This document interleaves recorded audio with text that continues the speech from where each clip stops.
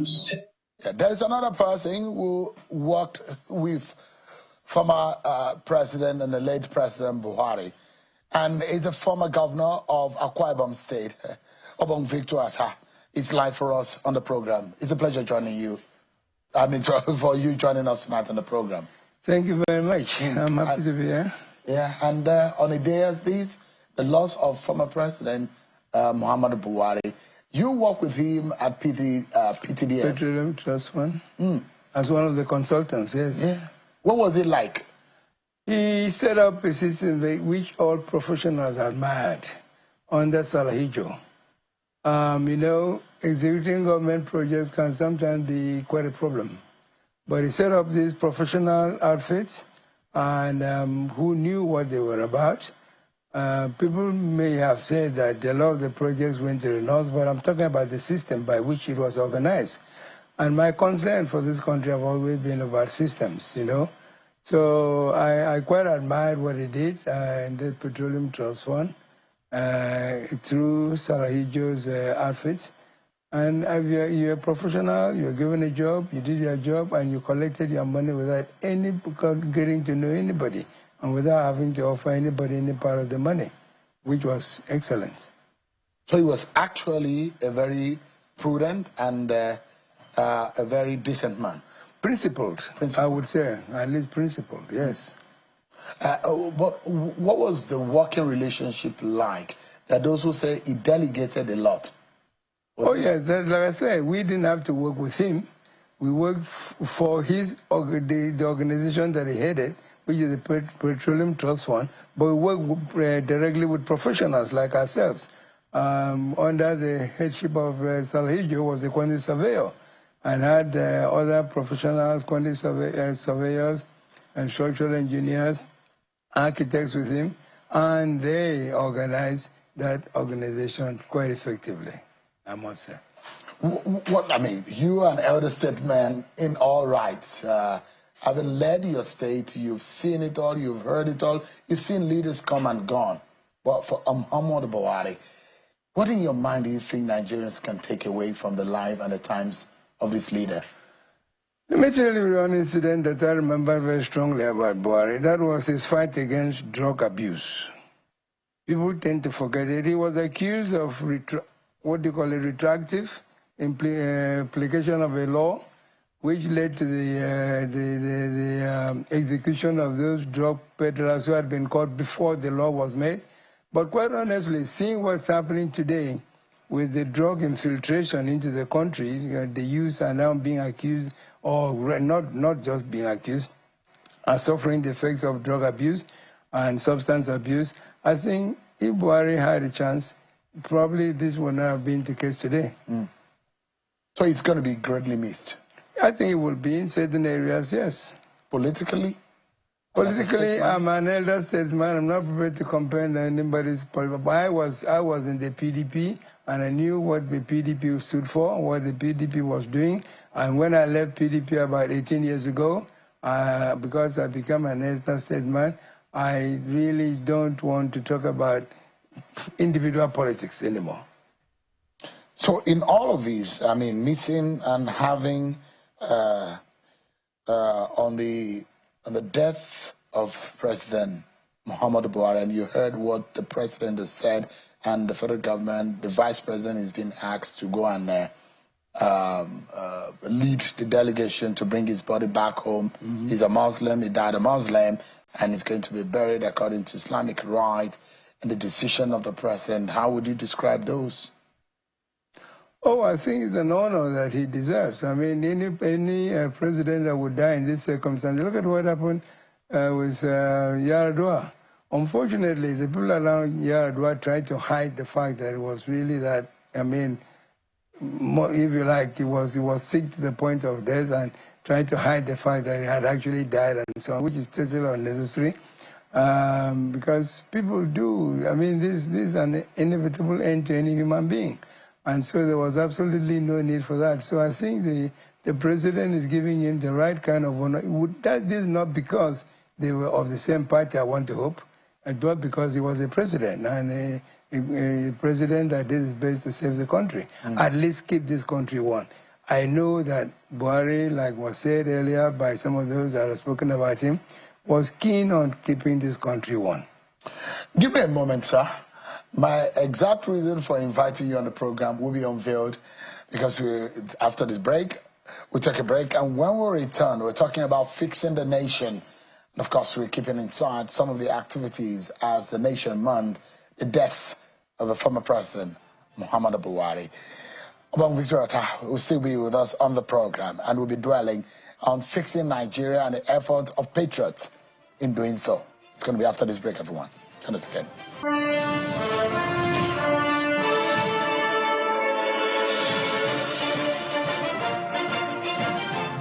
Thank you so much, everyone. Welcome back to the program. So there are plans and steps being taken to address Nigeria's deepening insecurity and constitutional crisis. A coalition of elder statesmen, national icons, and respected thinkers under the banner of the Patriots is set to host an emergency national constitutional summit in Abuja. The three-day event, now scheduled for the 15th of July to 17th, will bring together about 700 delegates from across Nigeria and the diaspora, and it's being led by former Commonwealth Secretary General Chief Emeka Anyaoku, with support from two former governors, now senators, Aminu Tambuwal and Gbenga Daniel. The big names are already confirmed. Former Presidents Obasanjo and Jonathan are expected to speak, while royal and religious leaders like the Sultan of Sokoto, the Oni of Ife, and Emir of Kano are also lined up to address the gathering. According to the Patriots, they said the Nigerian presidency has also said there will be a representation from the president through the NSA, Nuhu Ribadu. But the attention is particularly on the growing national security concerns. But the summit says it's not going to be about speeches. And the organizers say the goal is to chart a real way forward. Let's now speak with one of the Patriots, elder statesman, Mr. Obang Victor Atta, who is a former governor of Akwa Ibom State. Thank you so much indeed. Thank you. And so you run a state. Yes. And the idea about this summit is something that looks like a restructuring and to getting a brand new constitution. Is that right? That's correct. Why so? Well, you mentioned Ribadu a while ago as representing the president at the summit. Ribadu recently said that Tinubu met Nigeria at the brink. The question is, should we leave Nigeria at the brink or should we push over the edge? We have to pull it back. And that is what restructuring is going to do. We want to pull Nigeria back and have a country that works for everybody. And that comes from the system that we operate. And that's what our concern is. Is it a brand new constitution that we need? Yes, indeed. Or a brand new focus or vision? No, a brand new constitution made by Nigeria for Nigerians. Because what we have here is not a Nigerian constitution. It was a military decree. And let me tell you, we have had coups in the past. And there was never any time that Nigerians were called out to vote for who will be the head of a military regime or a military governor at in any state. So the kind of constitution they left us continues with that. We don't have the ability. Sovereignty has been taken from the people. The people don't have really a say in what goes on, in how the country is being governed. Only 2 days ago, was it not yesterday, we had the election in Lagos? Yes, sir. And the turnout was abysmal. People say we don't have confidence that our votes count anymore. To be honest with you, for a long time our votes haven't counted because the sovereignty has been taken from the people and just handed it to a few who've been given the unwarranted and unearned authority to anoint and appoint who should govern us. And so we need a constitution that will work in a manner that everybody will be involved in the governance of this country and in their states. When a lot of Nigerians talk about the fact that this is not a Nigeria's people's constitution, but we need to remember in constitutional law, it is standard. I mean, if you look at our constitution, it's the 1963 constitution, the 1979 constitution. If you remember, sir, the then military junta of General Abubakar had appointed Justice Nikitobi to head the committee. The committee was seeking views and in collating the ideas that will make up the document that now made up the 1999 Constitution. And there were debates at the time whether to adopt the 1979 Constitution and all. But eventually, bulk of what became the 1999 Constitution was drafted from the 1979 Constitution, part of the military decree, and a few ideas from a lot of notable lawyers, and which some of them are still alive today. So when people say it is a military document, Justice Nikitobi headed that committee that brought out the draft of the 1999 Constitution. I don't think that I was at that conference, incidentally. I don't think that was really what was decided at the conference. The military decided to bring out a decree and announce principles. In fact, within there were no-go areas. So there were certain things that were even predetermined before you go to the conference, that you cannot discuss this, cannot debate that, cannot debate the other. So it cannot be a Nigerian constitution, and it is not. Is it a document that Nigerians need, or they need a better life? We need a system that will give us a better life. The system as operated today, where you have a central government, a unitary government that grabs everything and shares out as it pleases, cannot be what Nigerians want. And this is general. So what would be in the new constitution that is not presently in the 1999 Constitution? The new constitution, the fifth alteration of the 1999 Constitution, will give back sovereignty to the people, essentially. It has to, so that the people have the rights to elect those they want to represent or govern them. This constitution, as operated, does not allow that to happen. So the question is, if that is a major problem, why don't we amend to fix those loopholes? The flaws are so fundamental and so many, and so that you cannot begin to amend. And by the time you finish amending, you created a new constitution. And that's what we are looking at. So the reason why I asked this is because you look at a lot of amendments that have reduced the capacity of the exclusive list. Because basically, you talk about a federal system of government. You talk about the central government and the federating unit. And these, if you look at all the major or some other states in the world that operate the federal system, you look at South Africa, you look at Canada, you look at the United States, you look at Nigeria, you look at the similarities of this federal state, the central government and the federating units. And the capacity of either of these governments to be able to run their own affairs. You agree on the issue of immigration, you will say, let the central government run it. You agree on securing the perimeters and integrity of the nation, you say, let the central government run it. You agree on a few things that the government of the federating unit should do, you say, let it be on the concurrent list. So, for example, sir, railway has been taken off the exclusive list. Issues relating to power was used to be on the exclusive list. It has been taken off the exclusive list. And I can mention a lot of things that have been taken off the exclusive list, which now shows that there's more power available to the federating unit. But how are they using it? For example, there was a judgment of court that came from Lagos State, challenging the power of the federal government to run tourism. That it's in the purview of the state to run tourism, and there shouldn't be anything like the Ministry of Tourism. The case was won in Lagos. There were cases, for example, on judicial reforms, which were won. There are cases, for example, on lottery. We said the central doesn't have any business in running lottery, which has been won by the state, giving the state more power. The question is that, are the state, those guys running the state, are they aware, are they using those powers that have now been bequeathed to them in the Nigerian Constitution? All of these that I've mentioned are now available in the Nigerian Constitution, Fifth Amendment as constituted, and of course in the Supreme Court judgments that are available. I would have said to you, keep going, keep going, keep going. You need to decentralize a lot more than you've described, a lot more, to the point that there is real autonomy given to the federating units. Unless and until that happens, you don't have a federal arrangement. So, sir, aside Lagos, which state, for example, in Nigeria has constructed and run railways. The state have the capacity to do that by law. For example, sir, prisons have now been removed from the exclusive list. Has any state in this country built any prisons? Electricity, which state in Nigeria is now generating autonomously its own power?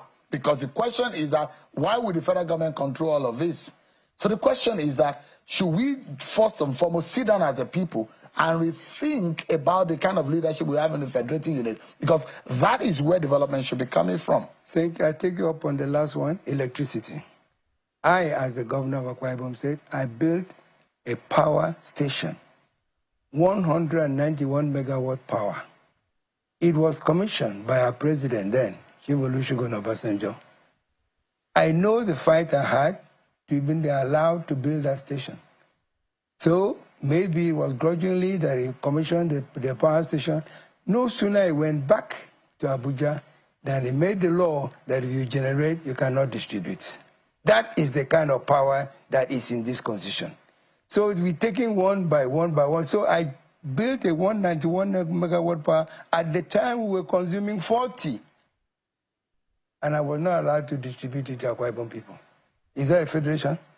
I want to tell you that if that power station, for instance, had been allowed to function properly as I envisaged it, and Akwa Ibom people were boasting that they have 24-hour constant power, so many other states would have followed through. And we would not have the situation we have with power today. The same with most other things that happen. Agriculture. Tell me, what land has federal government got that you are in charge of agriculture?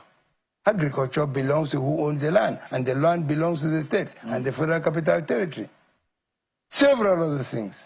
All right. You've seen it all. You've over almost 90 now, Chief Atta. Yes. And you're speaking out of wisdom. But give me a moment, because when we come back, we'll try to wrap up our conversation, bring it home, and let the Nigerian people, and perhaps the president, who has some ultimate powers in all of this, see what is needed to move this nation forward. We take another break, everyone, and we'll be right back.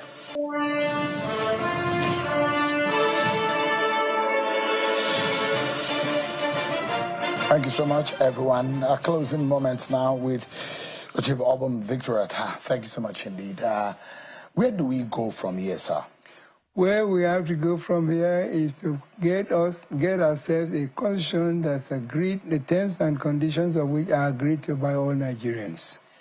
A constitution that will give every federating unit the level of autonomy that it needs to be able to be productive and look after itself. It must have full resource control provisions in it. It must have its own security provisions. It must have all those other ingredients that make for a federal arrangement. Today, we have so centralized and we've given so much that everything is, if this, as the president, if that, as the president, if the other, as the president. That is not a federation. And I want to tell you that that was never the case. That didn't used to be the case. When we had those regions, 3 in the first instance, then 4 later on, they took decisions. This one says I can have free education and have free education. The other one says I can't afford free education yet, but okay, maybe I have free education up to a certain level. You had reasons to do the thing and the resources with which to do the things you want to do for your people. And your people elected you with their own rights. But today, please, we don't have even elections. There's members of the Patriot are already anticipating a parliamentary system other than a presidential. I will have no objection to the whatever. Now, you're talking about the president, ultimate, yes. He didn't suffer the consequences of the system that we're running today. Somebody would seize his own local government money simply because he says don't have the right to create local governments. Why? Who then has the right to create local government? We went and named a certain number of local governments in the constitution when the local governments are not federating units. The constitution needs to be thrown above and let us return to what we had before. We didn't have this system. It could never work. And it wasn't even, not only was there no plebiscite, if you like, it wasn't even subjected to the National Assembly to approve before it was put into use. So it is not a Nigerian constitution, and it will not save. more than anything else, it does not encourage productivity or production. If every month you come to Abuja and collect some money, you come and collect some money. Right. Whether you produce anything or you don't produce, there's no incentive. But quickly, because we need to go, well, do you think the president has a political way to make this happen? I cannot answer for the president's political will, but I know this, that the power in the people is more and greater than the people in power. So if the people want it, and the people now want it, from every corner, I'm just in front of me here is something that came from the latest meet. Northern states demand true federalism, state police and others. This is only today's paper. And you want to hear what Governor Obasanjo said? He said that he called for states to have full control over their natural resources and advocated for fiscal federalism as a constitutional necessity. He went on to say that we need to return, watch that word, return to what we used to have before. So it's not new. All right, so. Governor Victor Atta, it's a pleasure having you. Thank you so much indeed. Thank you very much. Thank you. I appreciate it.